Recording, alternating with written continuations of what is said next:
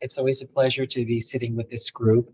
And as Mark said a moment ago, this is the end of the third week of the Omer. It's the 21st day, day that brings to a conclusion our focus, our mindfulness around the idea of humility, of anava, of balanced self.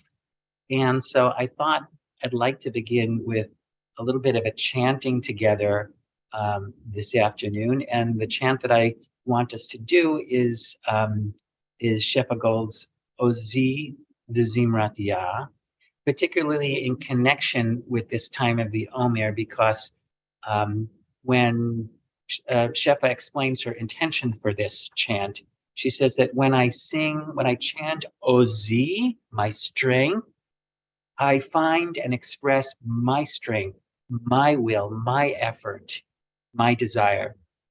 But then when I chant the Zimrat Yah, which she can translate as "and God's song," then I open and I surrender. I surrender to the God song and let it be sung through me. So I'm inviting you not just to sing the chant from wherever you are, but also to hold that intention, to sing Ozi with a little bit of strength, power, expressing your, stepping up to hold the space, to hold the place that is yours. And when you sing V'Zimrat Yah, allow that melody to just like float down for you in a kind of a physical acceptance, just a leaning into an acceptance into letting God's song be sung through you, being led into that aspect of your life. So I invite you to, just for a couple of minutes, to chant with me. Ozi V'Zimrat Yah Vayili Lishua Ozi V'Zimrat Yah Vayili Lishua Ozi V'Zimrat Yah Vayili Lishua Ozi V'Zimrat Yah Vayili Lishua Ozi V'Zimrat Yah Vayili Lishua Ozi V'Zimrat Yah Vayili Lishua Ozi V'Zimrat Yah Vayili Lishua Ozi V'Zimrat Yah Vayili Lishua.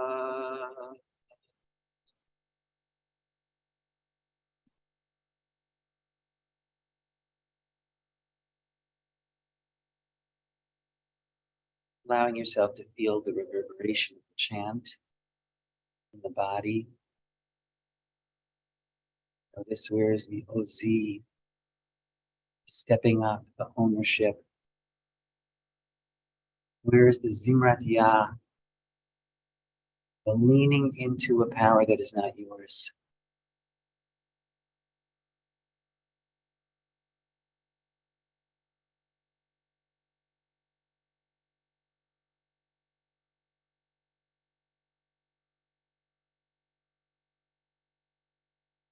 So once again, let me say welcome to all of you who are joining us on the sit today. and tell you exactly what we're going to be doing over the next few minutes. After settling into our bodies, I'm going to share with you a poem, which I think is right on for this time of the Omer, the end of this week of balanced self, of anava.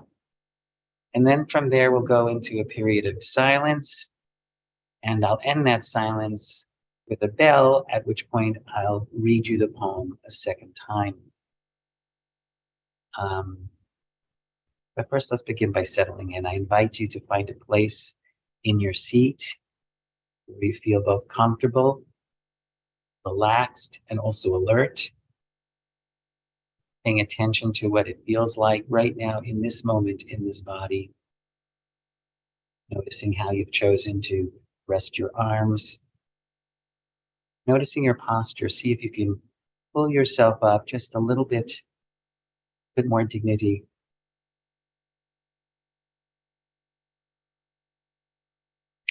And finding the place in the body where you can most easily focus on the breathing in and out. This might be in your belly, noticing the rising and falling of the diaphragm. Or today, it may be in your chest,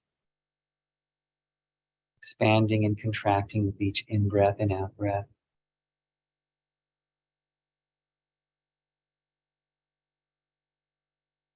Some people like to notice the movement of breath in the back of their throat.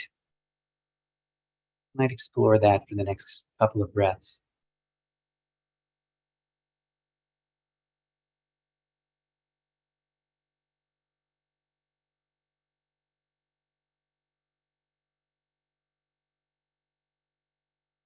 For other people, the go-to place for the breath may be just at the tip of the nose. See what that's like, to notice cool air as you breathe into your nostrils. Warmer air flowing out on an out-breath.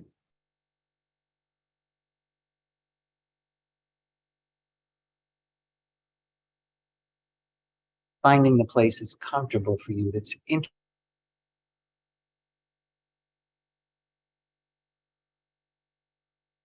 Seeing what you can explore about the breath that's new.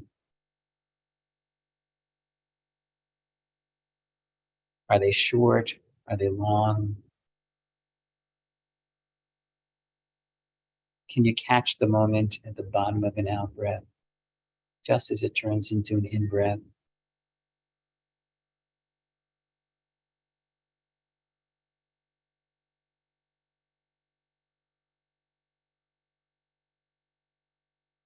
And I invite you to give yourself over to the sensation of being breathed. Zimratiyah. Giving yourself over to a source of breath that demands no action on your part.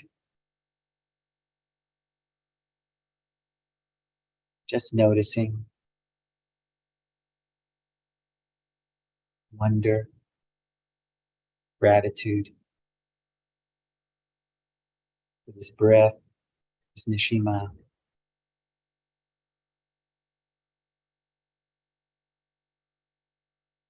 That keeps us in life both as separate, unique beings and yet connected, intimately connected to all living, breathing beings.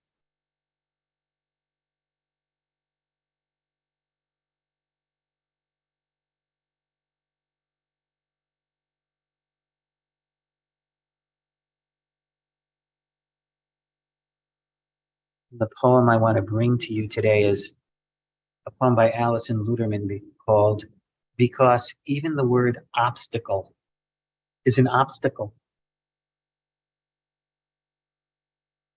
Try to love everything that gets in your way. The Chinese women in flowered bathing caps, murmuring together in Mandarin, doing leg exercises in your lane, while you execute 36 furious laps, one for every item on your to-do list. The heavy-bellied man who goes thrashing through the water like a horse with a harpoon stuck in its side, whose breathless tsunamis rock you from your course. Teachers all, learn to be small and swim through the obstacles like a minnow, without grudges or memory. Dart towards your goal, sperm to egg. Thinking obstacle is another obstacle. Try to love the teenage girl lounging idly against the ladder, showing off her new tattoo, Cette vie est la mienne. This life is mine, in thick blue black letters on her ivory instep. Be glad she'll have to look at that all her life. And keep going, keep going. Swim by an uncle in the lane next to yours who is teaching his nephew how to hold his breath underwater, even though kids aren't allowed at this hour. Someday, years from now, this boy who is kicking and flailing in the exact place you want to touch and turn will be a young man at a wedding on a boat, raising his champagne glass in a toast. When a huge wave hits, washing everyone overboard, he'll come up coughing and spitting like he is now, but he'll come up like a cork, alive. So your moment of impatience must bow in service to a larger story. Because if something is in your way, it is going your way, the way of all beings, towards darkness, towards light.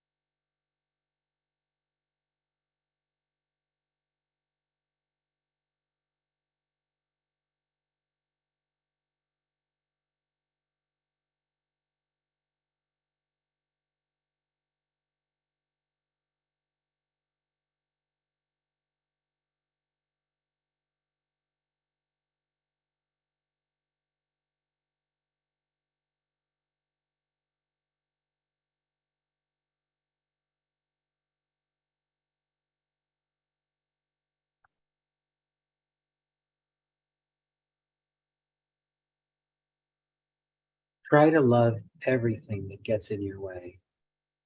The Chinese women in flowered bathing caps murmuring together in Mandarin, doing leg exercises in your lane, while you execute 36 furious laps, one for every item on your to-do list. The heavy-bellied man who goes thrashing through the water like a horse with a harpoon stuck on its side, whose breathless tsunamis rock you from your horse.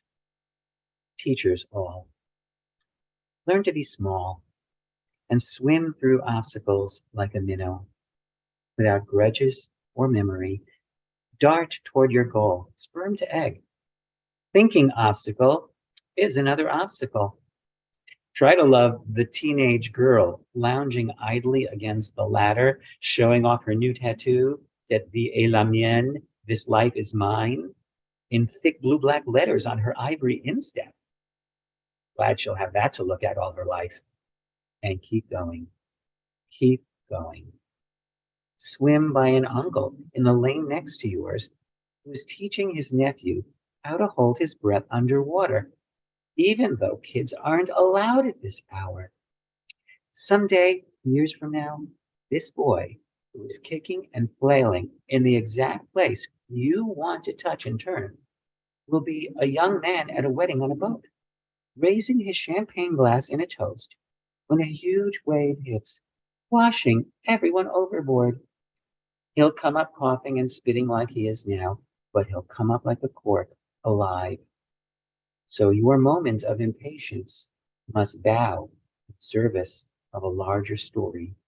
Because if something is in your way, it is going your way, of all beings, toward darkness.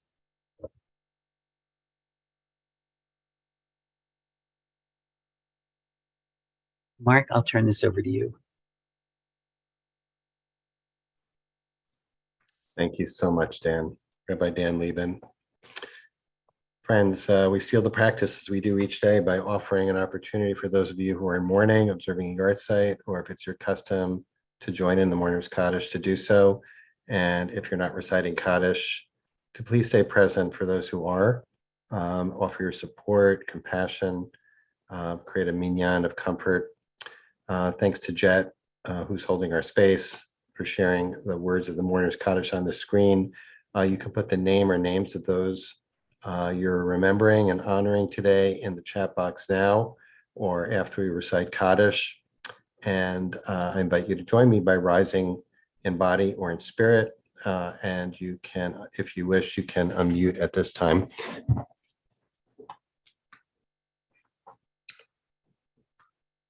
Yit Gadal, Vikadash, Rabbi.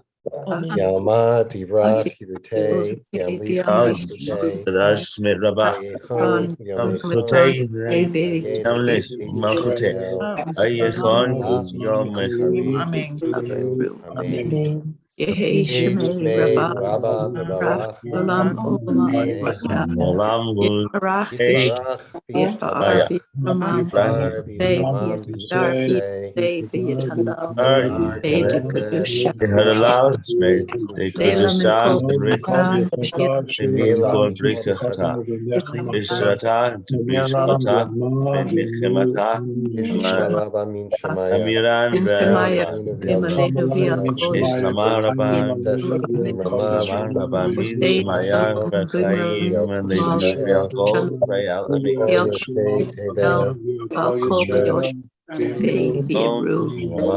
Yaseh Shalom Aleinu Balkol Yisrael Balkol Yoshvei Tavei Vimru Amen. Amen. Amen. Friends, thanks so much for joining us today. I want to thank our teacher for today, Rabbi Dan Liben, for so ably and beautifully stepping in to teach us today. Very, very grateful. And of course, everyone is invited to stay on for another 15 minutes or so. If you'd like, just to use the time for your own practice, use this community and this time. It's a dedicated space for practice. If it's helpful, if you wish to do that, you can perhaps turn off the volume on your device, or you're also welcome, of course, to join us for some conversation with Rabbi Dan Liben about the teaching today and about practice in general. And if you're leaving us now, we hope you'll join us tomorrow to sit into Shabbat with my IJS colleague, Rabbi Rebecca Schisler, who will be leading us at the usual time at 12:30 to make that transition on Friday, which is always so powerful to transition into Shabbat. Okay, and if you're staying on and would like to ask a question or raise a question, please feel free to put it in the chat box. And we'll keep an eye on that. And if it's a question, if you would preface it by writing question, would be great. A lot of appreciation, Dan. I see it. Thank you. So I want to ask you a question first about, your drosh, your explication of Ozi v'zimrat ya v'hili lishua, which I thought was so great. And just to kind of restate it and see if I got it right, and if you want to elaborate on it a little bit. What I got was, in terms of this understanding of this midah of anava, balanced self, of understanding OZ, my strength, as first of all, just like a recognition of our own power as individuals, our aliveness, our innate inherent power, strength, whatever the level may be at any given moment in our life. But then to remember that, Vizimrat Ya, that power, its source and its purpose is beyond us. So I wanted to see if I got that right. I had the image. I don't use sports metaphors very often here, but I was thinking about, athletes who, when they achieve something or they hit a home run or whatever, they pat their chest and then point to the sky, which I always find really problematic, as if to say, thanks for letting me hit the home run, God, or, but it struck me that actually it's very similar to what you were teaching, which is to say, I have the power, but I owe it all to something beyond myself. It's not, I didn't do that. I was a conduit or a channel for it. So I want to see, first of all, is that what you were offering in that? Did I get that right? I think that's absolutely right. It's not exactly what I was offering, but it's absolutely right. Well, that's what's important. Yeah. Okay. Well, how does it differ from how would you put it? So, first of all, the way Shefa herself puts it is that my salvation comes, which is the second part of the verse. My salvation comes from being able to achieve this balance between knowing my own strength and having faith in my ability to step up and to own that space, speak in the language of this week, and to balance that with knowing that so much of what needs to happen is beyond me. It's not up to me. And so there's also a powerful bitachon lesson there, which is not this week, it's another week, but it's all related.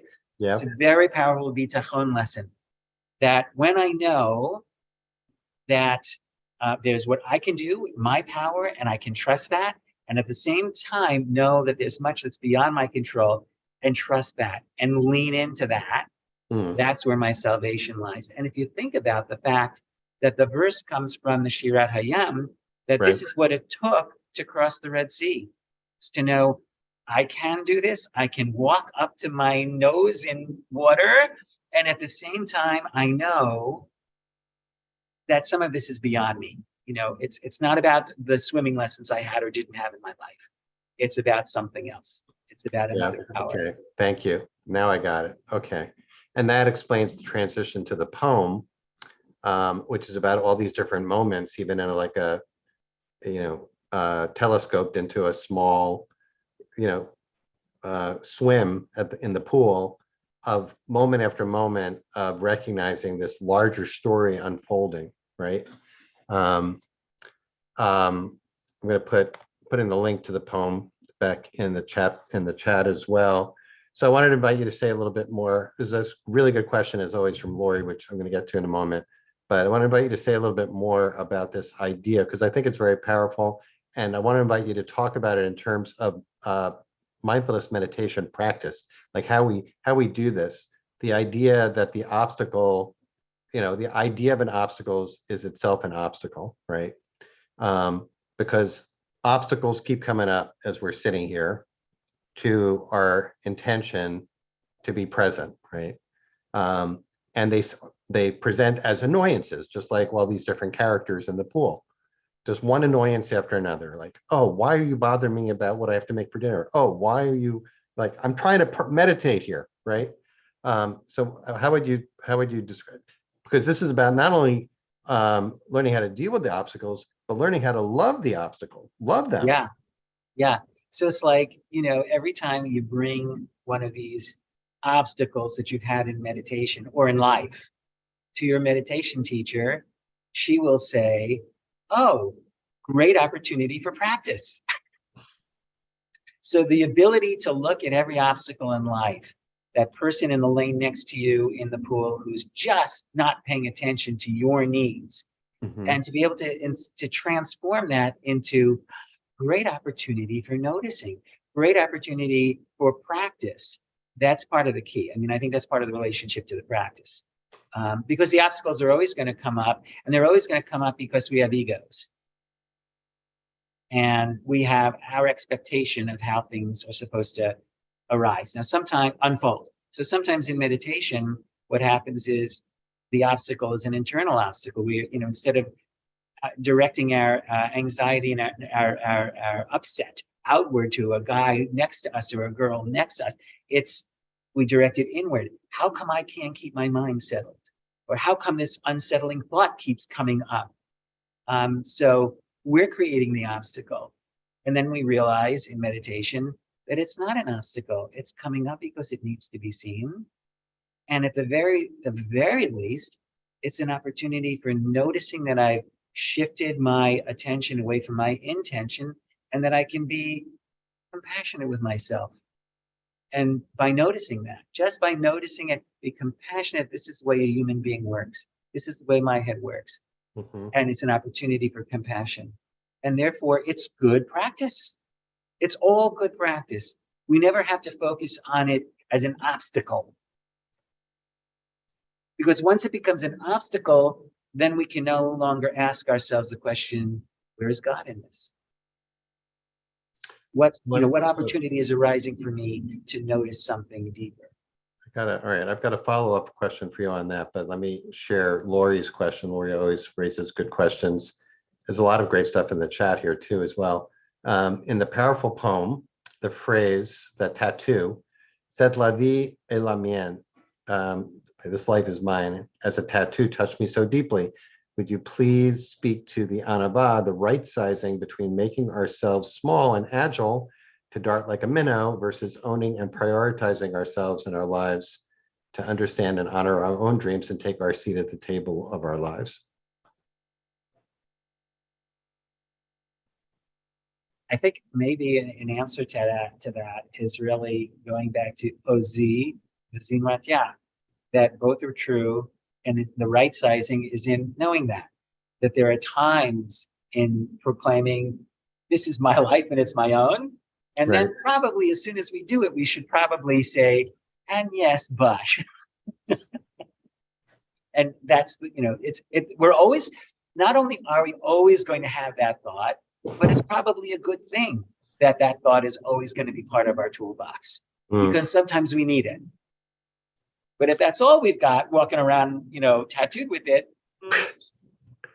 Yeah, that was interesting to creep inside the poet / swimmer's mind in assessing that, which brings me to my follow-up question was about this mode, shifting into a mode where the obstacle, what we perceive as an obstacle, we begin to realize or let go, realize that's my story, that it's an obstacle, but there's a bigger story. So and you're saying practice is basically letting go of the ego-based judgment moment to moment and moving, and you were, as you're suggesting, that's where we might meet God in that, or at least have a sense of this.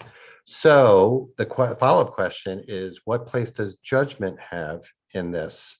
What do we do with the judgment? Because it's interesting, I see a lot of appreciation for the poem. I happen to also love this poem. And somebody said, someone sent me a message that said, there's some offensive imagery in this poem.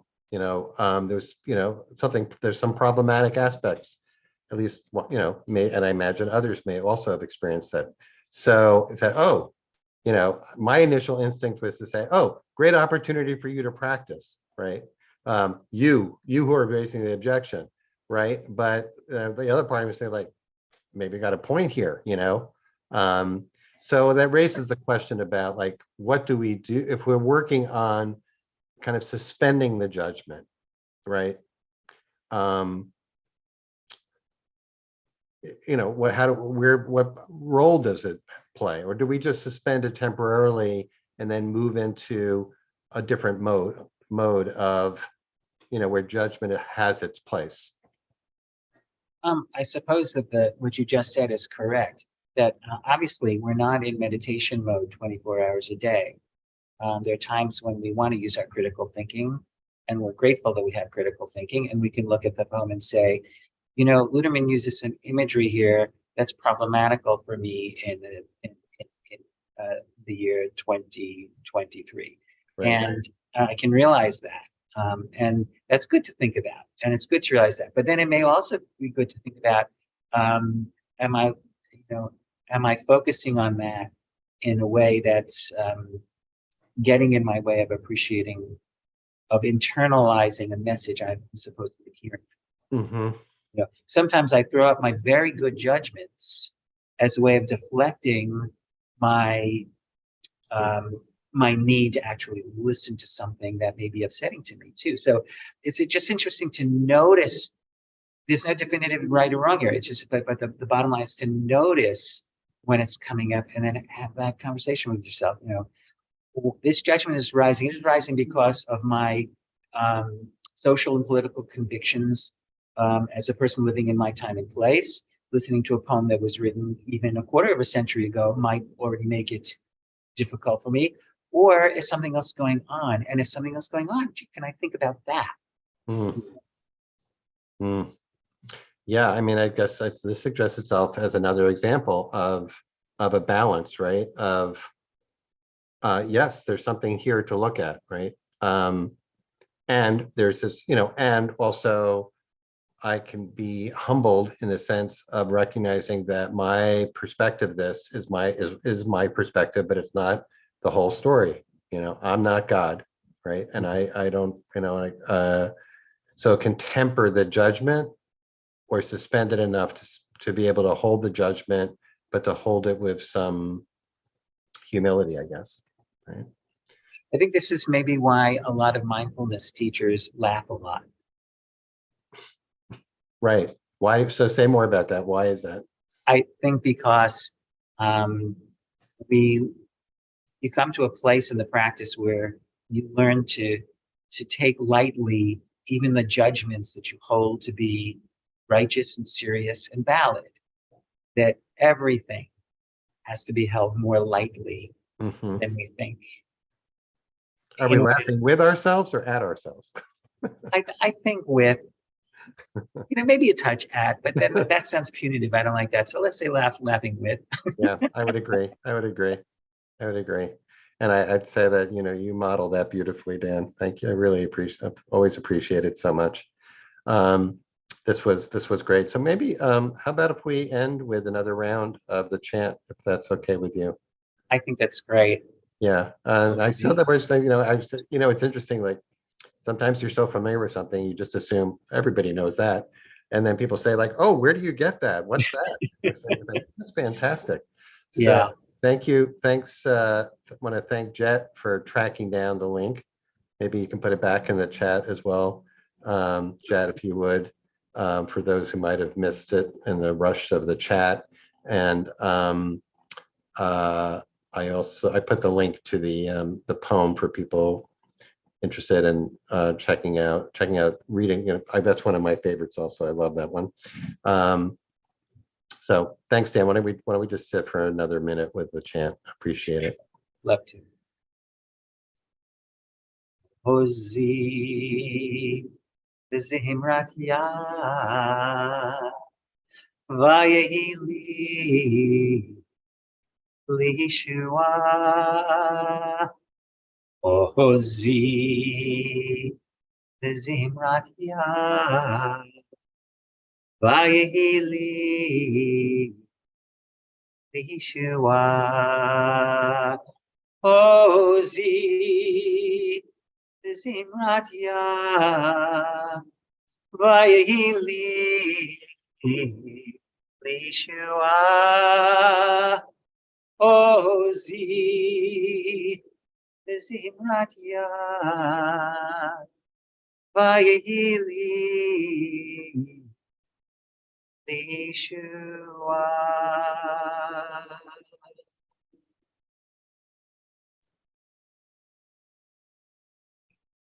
Thank you so much, Dan. Really, really appreciate it. Thanks to each of you for being here, and thanks so much to Jet for holding our space. And may everyone stay safe and well until we meet again. And hope to see you tomorrow for practice with Rebecca Schisler at our usual time.